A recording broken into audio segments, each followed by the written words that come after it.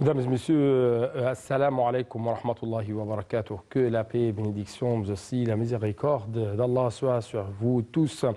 Vous êtes toujours le bienvenu dans cette émission hebdomadaire culture religieuse. Bien sûr, aujourd'hui, dans cette édition, on va parler de la propreté en islam. En fait, ce qui prime pour le musulman, mais aussi pour la musulmane, c'est la purification intérieure, celle du cœur et de l'esprit, mais il n'en reste pas moins que le respect de l'hygiène a également un statut tout à fait particulier. Et en fait, il suffit même pour s'en convaincre de consulter le hadith du prophète Mohammed, que la paix et bénédiction d'Allah soit sur lui, et qui nous exhorte avec insistance à respecter les pratiques qui relèvent de la nature primordiale de l'être humain, c'est-à-dire al-fitra. Et en effet, pratiquement tous ces actes ont une valeur également hygiénique. Bien sûr, Allah, qu'il soit glorifié, exhorte également les musulmans à, bien sûr, à ne pas renoncer à la purification et à la propreté. Donc, tout d'abord, un reportage, après cela, les explications avec notre invité, Dr Sami Mandour. Mais tout d'abord, un reportage tout à fait distingué, signé Shahinaz Ismail.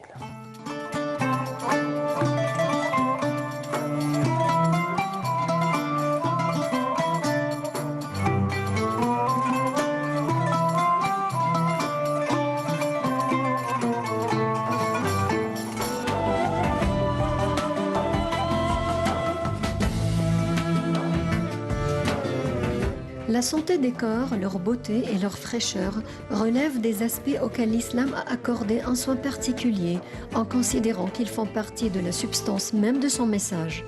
Aussi, l'individu ne peut être acceptable et respectable aux yeux de l'islam que s'il prend soin de son corps grâce à la propreté, et que lorsque sa nourriture et sa tenue générale échappent aux souillures et aux états répugnants. Car la santé du corps et sa pureté n'assurent pas seulement une amélioration matérielle, mais leur effet est profond sur la purification de l'âme et l'aptitude de l'homme à assumer le poids de la vie. L'islam a honoré le corps en faisant de sa purification complète une exigence indispensable à chaque prière et en instituant 5 prières obligatoires chaque jour. Il a imposé à l'homme la charge de bien laver son corps entièrement à plusieurs occasions qui se répètent régulièrement dans sa vie. Avant chacune des 5 prières quotidiennes, le musulman doit faire ses ablutions, qui consistent à se laver d'abord les mains jusqu'aux poignets, se rincer la bouche 3 fois, se rincer le nez 3 fois, se laver le visage 3 fois, se laver le bras droit jusqu'au coude 3 fois, se laver le bras gauche jusqu'au coude 3 fois, passer la main mouillée sur la tête une seule fois, se laver les oreilles une seule fois, laver le pied droit jusqu'à la cheville 3 fois, laver le pied gauche jusqu'à la cheville 3 fois. Mais si on est en état d'impureté, on doit se laver tout le corps. L'islam a également imposé une hygiène alimentaire. En plus de sa recommandation de se laver les mains avant et après les repas, il a enjoint le musulman à se débarrasser des restes des aliments, de leurs traces et de leur odeur. L'envoyé d'Allah, à lui bénédiction et salut, a dit: passez de l'eau entre les doigts et à travers la barbe et servez-vous du cure-dent, car c'est de la propreté. Et la propreté conduit à la foi, et la foi est au paradis avec son porteur. De même, l'islam recommande que l'individu ait une belle apparence et une tenue soignée. Il applique cette bonne perstance aux règles de bienséance propres à la prière. L'élégance sans trop de recherche, la tenue soignée sans ostentation et exagération, et l'amélioration de l'apparence après l'embellissement de l'intérieur relève des enseignements de l'islam qui cherche pour ses adeptes une position élevée et une belle apparence.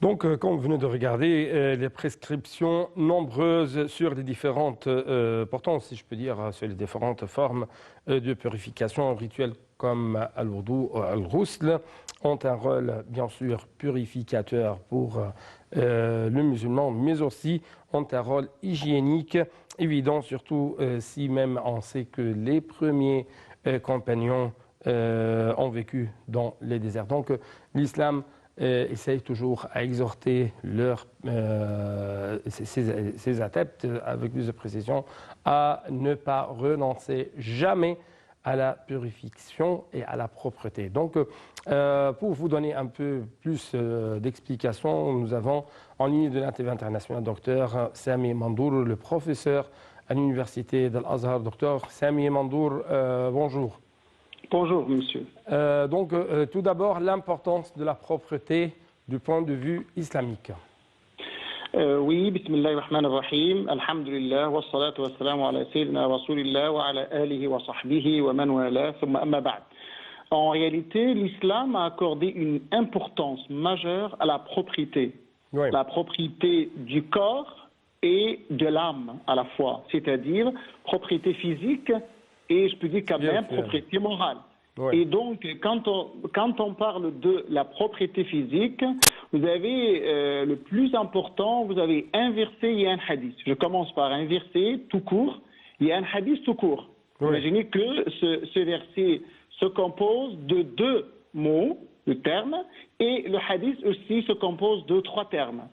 Et donc, pour dire, voilà, une phrase courte, de façon que de telle sorte que tout musulman apprenne par cœur ces 2 mots, bien ces 3 mots du hadith. Vous avez parmi les premiers versets révélés dans le Coran, dans la sourate al-Muddathir, c'est parmi les sourates les premières révélées dans le Coran, à la Mecque. Voilà, Allah dit au prophète sallallahu alayhi wa sallam, wa thiyabaka fatahhir. Et tes vêtements, purifie-les. Et donc là, le Coran demande au prophète, au début de l'islam, de purifier les vêtements. Et si on vous demande de purifier les vêtements, c'est naturel de vous demander, de vous ordonner de purifier votre corps et tous vos membres en principe. Et donc vous avez un autre hadith du prophète Mohammed sallallahu alayhi wa sallam qui montre bien cette importance catégorique de la propriété en islam. Oui. Voilà le hadith qui dit « At-tahuru shitrul iman ». At-tahur, c'est la purification. Et constitue la moitié de la foi. Hein, la moitié de la foi. C'est pas de l'islam, mais de la foi. Donc, puisqu'on parle toujours de plusieurs degrés. Vous avez l'islam, c'est quelque chose de formel, c'est-à-dire accomplir les rites de l'islam, les cinq piliers de l'islam, mais on parle d'un degré plus élevé de la foi, et donc, at-tahur, ça fait partie intégrante, c'est quand même, c'est la moitié de la foi. Et vous avez un autre hadith, at-tahur min al-iman, c'est-à-dire la propriété, bien la purification fait partie de la foi. Et donc, et vous avez quand même, inna Allah nadhifun yuhibbu an-nadhafata, c'est-à-dire Allah est propre et il aime la propriété. Allah est pur et aime la purification. Allah est beau et aime la beauté. C'est un hadith du prophète Mohammed sallallahu alayhi wa sallam. Donc c'est pour vous dire que, et même dans le Coran, Allah dit toujours Inna Allah yuhibbu tawabina wa yuhibbu al-mutatahhirin. Donc vous avez donc dans le verset, on parle de 2 propriétés à la fois. On parle de la propriété physique et de la propriété morale. Puisque Inna Allah yuhibbu tawabina, c'est-à-dire ceux qui se répandent à Allah, donc c'est quelque chose d'intérieur. Donc c'est le repentir sincère envers Allah subhanahu wa ta'ala, et en même temps yuhibbul mutatahhirin, ceux qui se purifient. Et donc là, la purification ou bien la propriété, c'est quelque chose de plus important pour les musulmans. C'est pas un acte recommandable, mais c'est un acte obligatoire. Puisque la propriété et la purification est une condition de validité, condition sine qua non pour certains rites, pour certains actes cultuels. Et donc vous avez, par exemple, pour faire la prière, par exemple. Donc vous devez faire quoi? Vous devez faire les ablutions mineures. Et si vous êtes en état d'impureté majeure, najasa kubra, janaba, si vous êtes en état d'impureté majeure, vous devez vous laver le corps, tout le corps. C'est-à-dire, vous devez vous procéder aux ablutions majeures. Donc, vous avez les ablutions majeures, c'est-à-dire le lavage du corps en général, et vous avez les ablutions mineures, c'est le wudu. Donc, dans un cas... Le wudu et le ghusl, c'est ça la... Vous avez le wudu, les ablutions mineures, et vous avez les ablutions majeures, c'est-à-dire le ghusl. Et donc, dans certains cas, vous devez vous procéder aux ablutions majeures, et dans d'autres cas, vous devez procéder aux ablutions mineures pour faire la prière. Et donc là, personne ne peut jamais commencer la prière sans qu'il soit purifié, sans qu'il soit pur, sans qu'il soit propre. Et quand on dit, si vous imaginez bien comment faire les ablutions mineures, donc vous allez procéder au lavage de différents membres du corps. Vous devez procéder au lavage des mains et ainsi de suite. En fait, on va parler un peu plus de ce sujet, mais avant cela, nous devons bien sûr vous proposer avec notre cher téléspectateur une sorte de pause à travers une visite tout à fait distinguée à un monument islamique.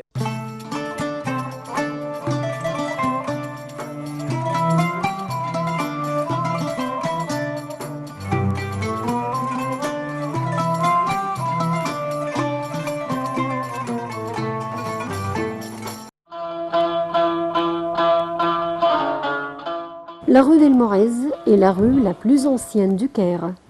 Elle a marqué la naissance de la capitale égyptienne en 969 grâce au chef militaire fatimide Jawhar el-Saqili.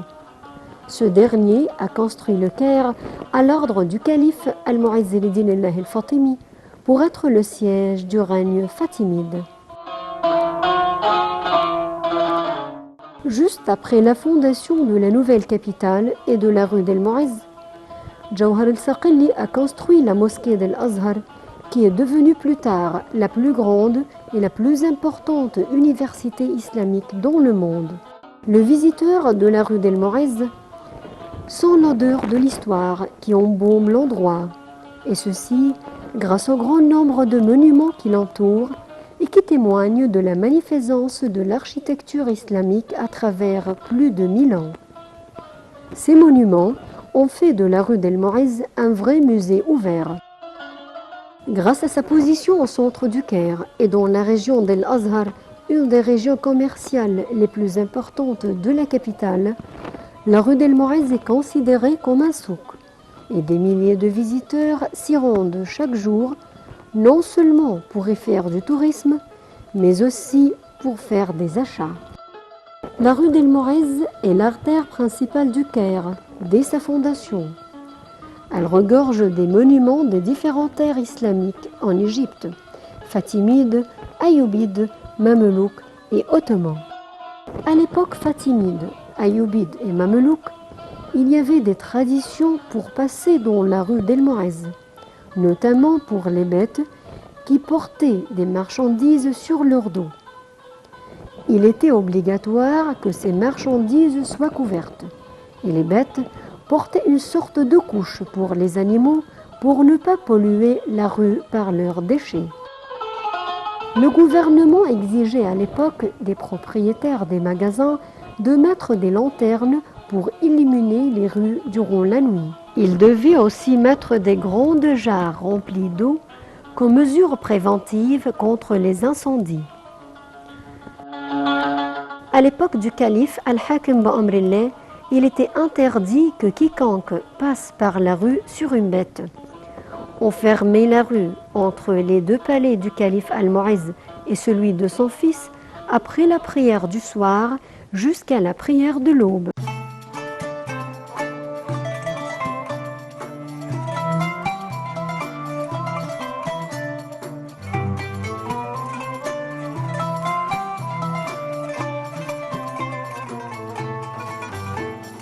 En fait, donc, c'était une visite choisie par notre collègue Shanaz Esmaïl, une visite qu'on a effectuée dans la rue de Moez, au Shara al-Moez, qui regorge bien sûr de plusieurs trésors islamiques, comme vous venez de regarder avec nous à travers ce reportage de Chaniz Ismail.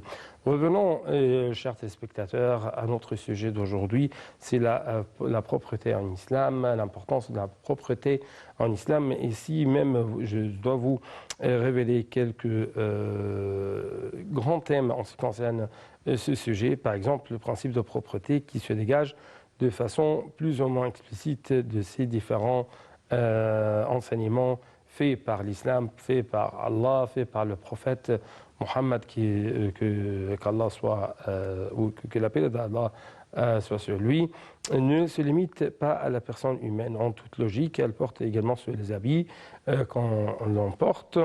Par exemple, on trouve qu'il y a des hadiths qui parlent que la propreté des vêtements fait partie de la dignité du croyant. Existe, si je peux dire même à ce sujet, d'autres hadiths qui parlent d'importants points essentiels dans la vie des musulmans. Par exemple, Allah est pur, il aime la pureté, il est propre, il aime la propreté, il est bon, il aime la bonté, il est généreux, il aime la générosité. Et le prophète a dit même, nettoyez donc autour de vous, nettoyez donc la cour de vos maisons, nettoyez votre maison. Et donc ce sont toujours des hadiths qui incitent à la propreté.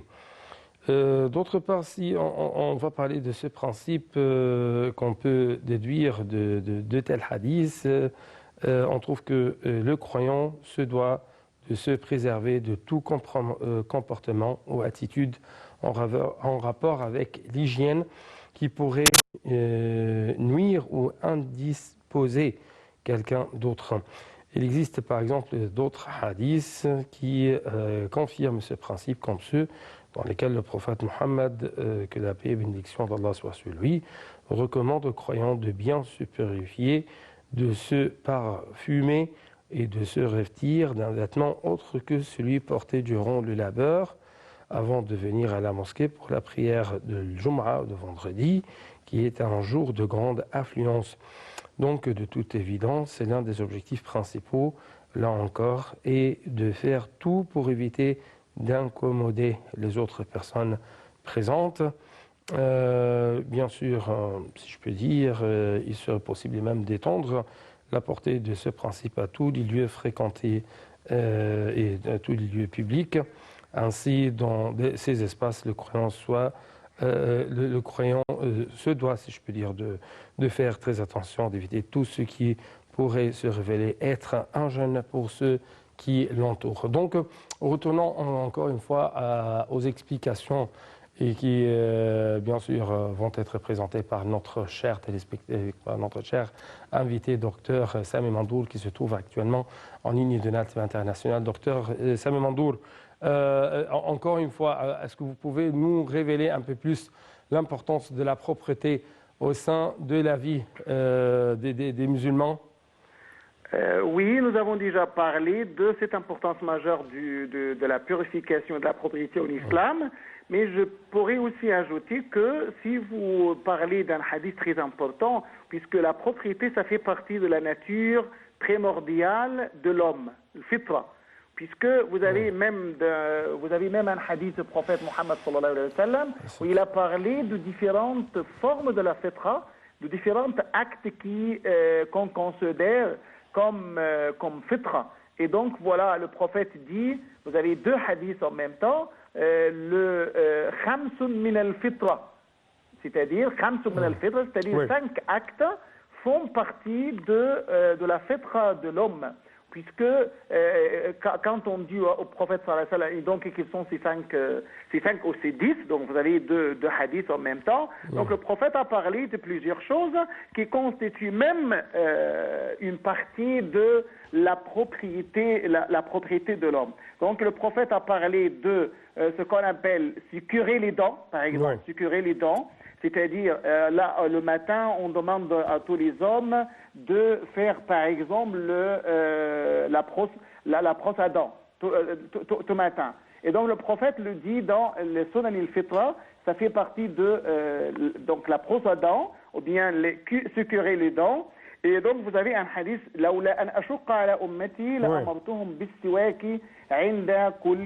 c'est-à-dire si je trouve des difficultés pour ma umma, donc je dois les demander de sécurer les dents à chaque prière. Donc là,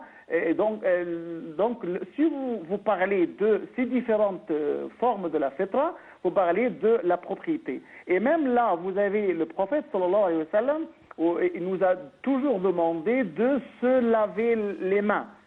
Se laver les mains au moment où l'on se réveille et se laver les mains au moment où après avoir mangé. Donc on doit quand même se laver les mains. Et là, c'est pour dire à tout le monde, les musulmans doivent procéder toujours à la propriété et la purification.